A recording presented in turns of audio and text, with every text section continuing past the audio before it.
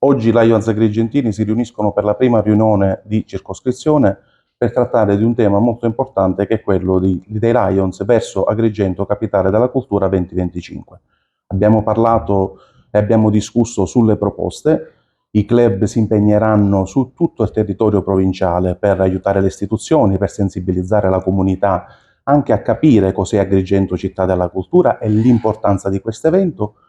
E siamo pronti, siamo oltre 600 volontari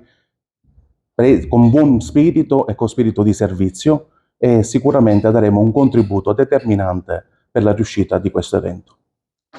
Noi abbiamo accolto con immenso piacere la richiesta che ci è stata formulata dalla 10ª circoscrizione dei Lions, quella che corrisponde di fatto a tutto il territorio della provincia di Agrigento, sia perché è un privilegio e un grande onore per il consorzio universitario accogliere questa manifestazione di impegno solidale e di impegno verso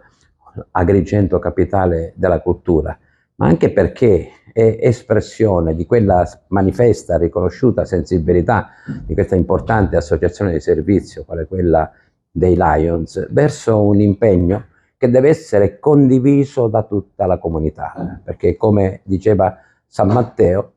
è